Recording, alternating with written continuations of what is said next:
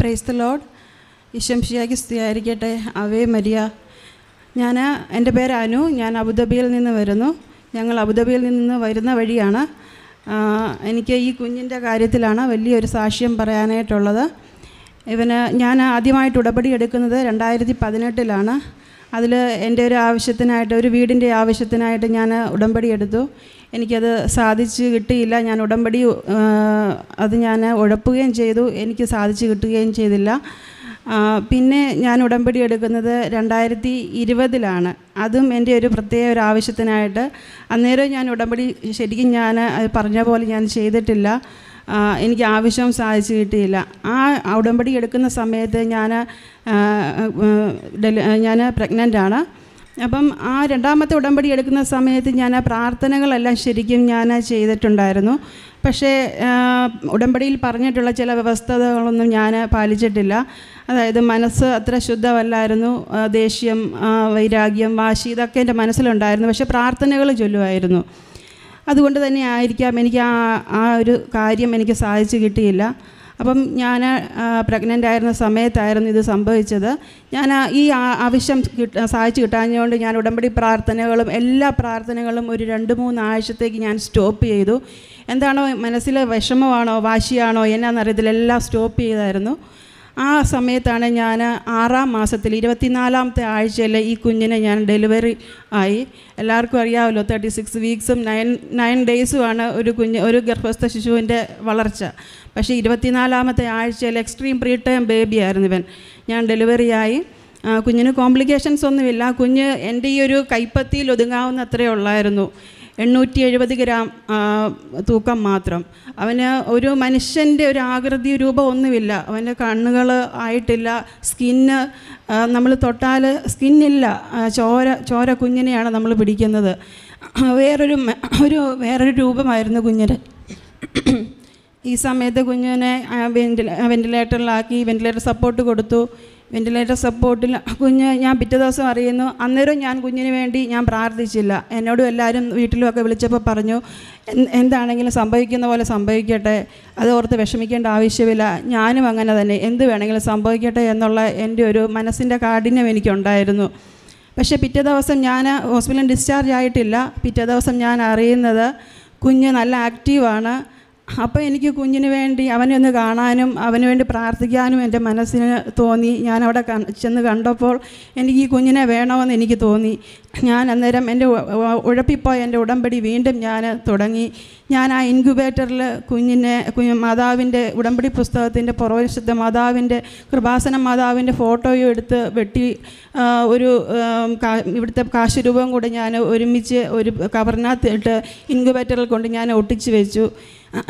അതിനുശേഷം വലിയ അത്ഭുതമാണ് അവിടെ നടന്നത്. ഡോക്ടേഴ്സ് പോലും മിറാക്കിൾ ബേബി എന്നാണ് ഈ കുഞ്ഞിനെ വിളിച്ചത്. കാരണം മെയ് 28 ഞാൻ ഡെലിവറിയായി. ജൂൺ 3-ാം തീയതി എനിക്ക് രാവിലെ ഹോസ്പിറ്റലിൽ നിന്ന് കോള് വന്നു. കുഞ്ഞ് നല്ല ആക്റ്റീവാണ്, കുഴപ്പമൊന്നുമില്ല, അവനെ ഞങ്ങൾ വെൻറ്റിലേറ്ററിൽ നിന്ന് മാറ്റുവാണ്, എക്സ്റ്റുബേറ്റ് ചെയ്യുവാന്ന് പറഞ്ഞു. അപ്പോൾ ഞങ്ങൾ ഒത്തിരി സന്തോഷിച്ചു. വൈകുന്നേരം ആയപ്പോഴത്തേക്കും ഞാൻ വിളിച്ചു, കുഞ്ഞെങ്ങനുണ്ട്, വെൻറ്റിലേറ്റർ സപ്പോർട്ടില്ലാതെ അവൻ ഓക്കെ ആണോ? നേഴ്സുമാരെല്ലാം സന്തോഷത്തോടെ പറഞ്ഞു അവൻ ഓക്കെ ആണ്. അന്നേരം ഞങ്ങൾ സന്തോഷമായിട്ട് അന്നേരം കുഞ്ഞിന് വേണ്ടി പ്രാർത്ഥിക്കുന്നുണ്ട്. പിറ്റേ ദിവസം രാവിലെ എനിക്ക് ഹോസ്പിറ്റലിൽ നിന്ന് കോള് വന്നു. കുഞ്ഞിന് രാത്രിയായപ്പോൾ ഭയങ്കരമായിട്ട് അവനെ ബ്രീത്ത് എടുക്കാൻ സ്ട്രഗിൾ ചെയ്യുമായിരുന്നു. അവനെ വീണ്ടും ഇൻറ്റുബേറ്റ് ചെയ്തു. ഞങ്ങൾ 6 മണിയായിരുന്നു, എഴുന്നേറ്റിട്ടില്ലായിരുന്നു. ഞാൻ ഹസ്ബൻഡിനോടും പറഞ്ഞ്, ഹസ്ബൻഡ് പിന്നെ ജോലിക്കായിട്ട് എഴുന്നേറ്റ് പോയി. ഞാൻ പ്രാർത്ഥിച്ചിട്ടൊക്കെ കുറച്ച് നേരം കൂടെ കിടന്നപ്പോൾ എനിക്ക് മാതാവിൻ്റെ ഒരു ദർശനം ഉണ്ടാവുകയാണ്. മാതാവ് ഉണ്ണീശോ ഒരു ഷോപ്പിംഗ് മോൾ പോലെയാണ് എനിക്ക് കാണുന്നത്. മാതാവ് ഉണ്ണീശോയും കൂടെ ഇങ്ങനെ എൻ്റെ എതിർവശത്തായിട്ട് ഓപ്പോസിറ്റ് ഇങ്ങനെ എൻ്റെ അടുത്തോട്ട് നടന്നു വരികയാണ്. ഞാൻ മാതാവിനെ കാണുന്നത് ഇവിടെ നിന്ന് നമ്മൾ രൂപം എടുത്തുകൊണ്ട് വരുന്ന അമലോത്ഭവ മാതാവിനെയാണ് ഞാൻ കാണുന്നത്. ഒരു 20-21 വയസ്സുള്ള നല്ല സുന്ദരിയായിട്ടുള്ള നല്ല പൊക്കമുള്ള നല്ലൊരു മാതാവിനെ ഞാൻ കാണുന്നു. വെള്ളയും നീലയും ഉള്ള ഡ്രസ്സാണ് ഇട്ടിരിക്കുന്നത്. ഉണ്ണീശോയും അതുപോലെ തന്നെ ഒരു കുഞ്ഞുണ്ണീശോ, 1-2 വയസ്സുള്ളൊരു ഉണ്ണീശോ, വളരെ ഒത്തിരി നല്ല. ഞാൻ ആ സ്വപ്നത്തിൽ തന്നെ എനിക്ക് തന്നെ തോന്നിക്കുകയാണ്, നല്ല ആരോഗ്യമുള്ള ഒരു നല്ല കുഞ്ഞാണല്ലോ എന്ന് എൻ്റെ മനസ്സിൽ തോന്നിക്കുകയാണ്. അത് എനിക്കൊരു കൈപ്പാടകലെ ആയപ്പോഴത്തേക്കും രണ്ടുപേരും വന്ന് എൻ്റെ മുന്നിൽ നിന്ന് മാതാവ് വലതുവശത്തേക്ക് ചിരിച്ചുകൊണ്ടങ്ങ് അപ്രത്യക്ഷമായി പോയി. ഉണ്ണീശോ മാത്രം അവിടെ എന്നെ നോക്കിക്കൊണ്ട് വളരെ പരിചയമുള്ള പോലത്തെ ആ ഒരു നോട്ടത്തിൽ ചിരിച്ചുകൊണ്ട് എന്നെ നോക്കി നിൽക്കുകയാണ്. ഞാനപ്പോൾ കൈ നീട്ടിയപ്പം എൻ്റെ കയ്യിലേക്ക് ഓടിക്കയറി വന്നു. ഞാൻ എന്നിട്ട് ആ ഉണ്ണീശോയെ അവിടെ എല്ലാം ഇങ്ങനെ കാണിച്ചുകൊണ്ട് നടക്കുകയാണ്. മോനെ അത് നോക്ക്, ഇത് നോക്കെന്നൊക്കെ പറഞ്ഞുകൊണ്ട് ഞാൻ എൻ്റെ എളിയിൽ വെച്ചുകൊണ്ട് നടന്ന് ഞാൻ അങ്ങനെ ആ സ്വപ്നം എനിക്ക് അതോടുകൂടി തന്നെ വേറൊരു സ്വപ്നം. അപ്പം ഞാൻ ആദ്യം ഉടമ്പടി വെച്ച കാര്യം എനിക്ക് നടക്കാതെ വന്നപ്പോൾ എൻ്റെ മമ്മി എൻ്റെ അടുക്കെ ചോദിക്കുന്നു, നീ എന്തിന് പേടിക്കുന്നു? നീ ഉടമ്പടി എടുത്തതല്ലേ, പിന്നെ നീ എന്തിന് പേടിക്കുന്നു എന്ന് ചോദിച്ചപ്പോൾ എൻ്റെ ശരീരം ഒന്ന് വിറച്ചു. അന്നേരം എനിക്ക് ഒരു പ്രാർത്ഥന ഞാനിങ്ങനെ ഈശോ നമ്മൾ രൂപത്തെട്ടിൻ്റെ അവിടുന്ന് എനിക്ക് കേൾക്കുകയാണ്, ഓ എൻ്റെ ഈശോയെ ഞങ്ങളുടെ പാപങ്ങൾ ക്ഷമിക്കണമേ എന്നുള്ള പ്രാർത്ഥന. ഇങ്ങനെ അത് ഒരു നല്ലൊരു സ്ത്രീ ശബ്ദത്തിൽ നല്ലതായിട്ട് കേൾക്കുകയാണ് ഞാൻ. അപ്പോൾ എനിക്ക് വലിയ പ്രാർത്ഥനയൊന്നും ഇല്ലാത്ത ഒരാളാണ്. അപ്പം മമ്മി എന്നെ ദേഷ്യപ്പെട്ട് തട്ടിക്കൊണ്ട് എന്നെ തട്ടിയിട്ട് പറഞ്ഞു, ചൊല്ലടി കൂടെ ചൊല്ലടി എന്ന് പറഞ്ഞു. അപ്പോൾ ഞാൻ ആ കൂട്ടത്തിൽ ഞാൻ ആ പ്രാർത്ഥന ചൊല്ലി. അങ്ങനെയാണ് ഞാൻ ആ സ്വപ്നം അവിടെ അത് കഴിഞ്ഞത്. പെട്ടെന്ന് ചാടി എഴുന്നേറ്റ് എൻ്റെ ഹസ്ബൻഡിനെയൊക്കെ പെട്ടെന്ന് വിളിച്ച് വിവരം അറിഞ്ഞു. കറക്റ്റ് ഹോസ്പിറ്റലിൻ്റെ പ്രോട്ടോക്കോൾ മാത്രമാണ് 34 വീക്സ് എന്നുള്ളത്. പക്ഷേ ഈ 34 വീക്സ് കുഞ്ഞവിടെ കടന്നു. അത് അവിടുത്തെ പ്രോട്ടോക്കോൾ അനുസരിച്ച് മാത്രം. കുഞ്ഞിന് ആരോഗ്യപരമായിട്ട് അവന് ഒരു കുഴപ്പവുമില്ല, ഒരു പ്രീ ടൈം ബേബിയുടേതായിട്ടുള്ള ഒരു കുഴപ്പമില്ല. കുഞ്ഞ് നല്ല ആക്റ്റീവ്. കുഞ്ഞിനെക്കാട്ടിലും ഇവൻ 24 ആഴ്ചയാണെങ്കിൽ ഇവനെക്കാട്ടിലും 32 ആഴ്ചയിലുള്ള കുഞ്ഞുങ്ങൾ അവിടെ ലങ് കൊളാപ്സ് ഒക്കെ ആയിട്ട് കിടപ്പുണ്ട്. ഇവൻ എക്സ്ട്രീം പ്രീ ടൈം ബേബി. ആ ICUവിൽ ഏറ്റവും കുഞ്ഞായിട്ട് പോലും അവൻ മാത്രമുള്ളായിരുന്നു ആ ICUവിൽ. ഡോക്ടേഴ്സിനും സിസ്റ്റേഴ്സിനും ഒരു സമാധാനമായിട്ടുള്ള കുഞ്ഞ്. ഇവനെ നോക്കാനായിട്ട് അവർ ഒരു വെൻറ്റിലേറ്റർ ബേബിയും ഇവനെ അധികം പണിയില്ലാത്ത ഒരു പേഷ്യൻ്റായിട്ടാണ് അവർ കരുതുന്നത്. അങ്ങനെ ഞങ്ങളവിടെ ചെല്ലുമ്പോഴും സിസ്റ്റേഴ്സ് എന്നോടൊരു ആൻസം എന്ന് പറഞ്ഞൊരു സിസ്റ്ററാണ്. സിസ്റ്റർ എന്നോട് പറയുന്നു, അത് ഒരു 100 ദിവസം ഡിസ്ചാർജിനോടടുത്തു. ആ സമയത്ത് സിസ്റ്റർ എന്നോട് പറയുകയാണ്, ഞാൻ എന്നും വിചാരിക്കുമായിരുന്നു ഈ കുഞ്ഞിനെ എനിക്ക് നോക്കാനൊരു അവസരം കിട്ടാത്തത്.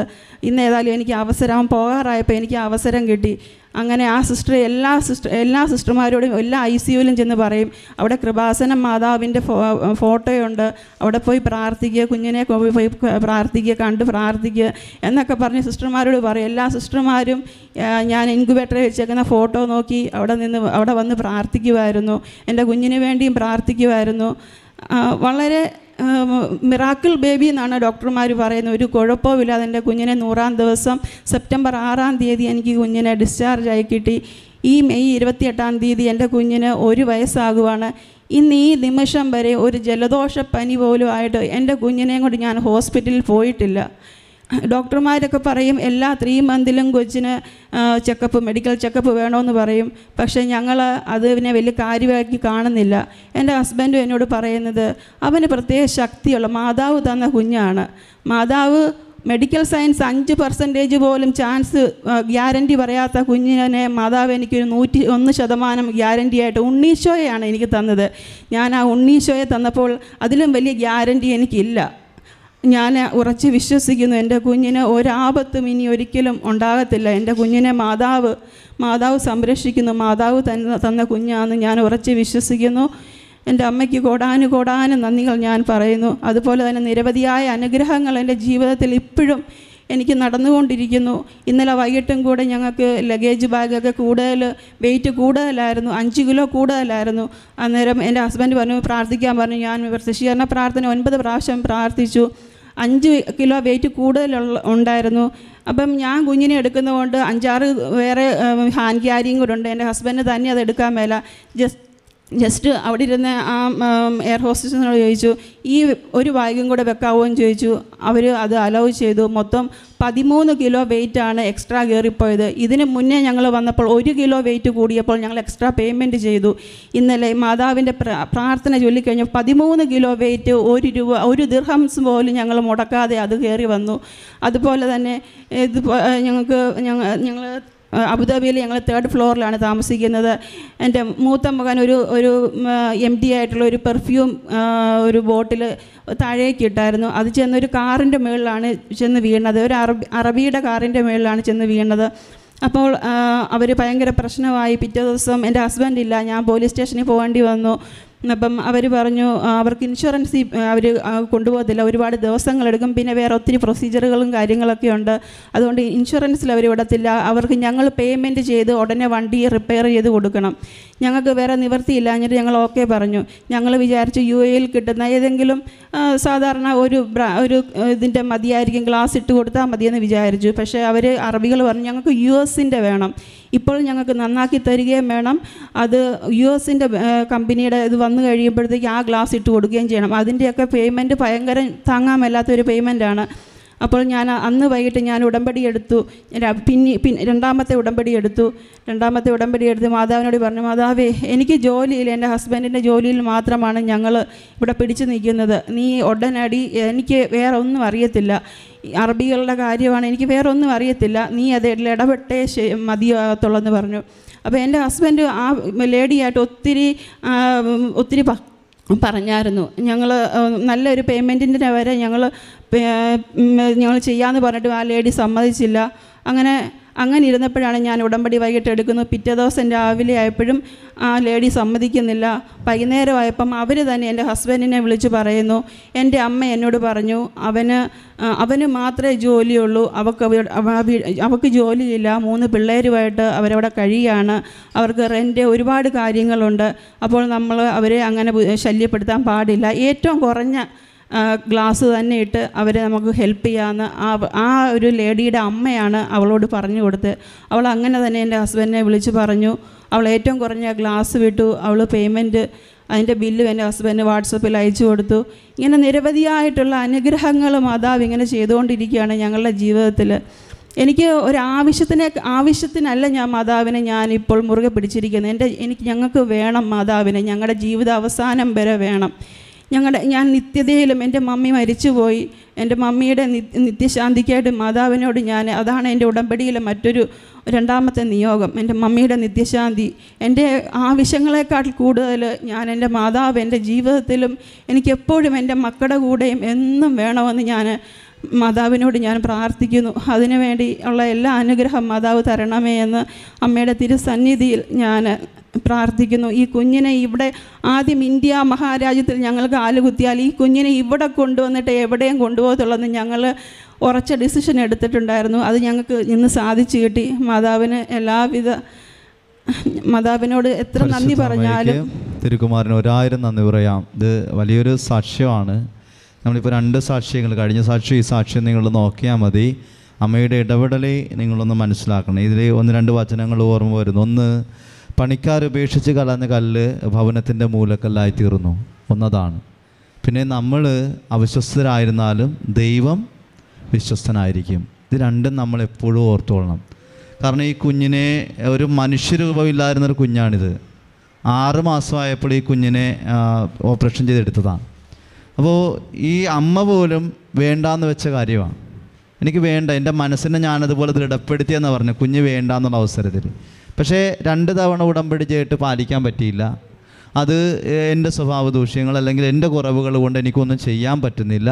എന്നിട്ട് ഏറ്റവും അവസാനം ഈ സഹോദരി പറഞ്ഞൊരു കാര്യം നിങ്ങൾ ശ്രദ്ധിച്ചാൽ മതി. സഹോദരി പറഞ്ഞു ഇത്രയേ ഉള്ളൂ, ഞാനിപ്പോൾ ഉടമ്പടി ചെയ്യണത് ഞാൻ എൻ്റെ കാര്യസാധ്യത്തിന് വേണ്ടിയല്ല, അതെനിക്ക് അമ്മയെ തന്നെ കിട്ടാൻ വേണ്ടിയാണ്. അതായത് കാര്യസാധ്യത്തിന് വേണ്ടി വന്ന 2 തവണ ഈ സഹോദരി തിരിഞ്ഞുപോയി.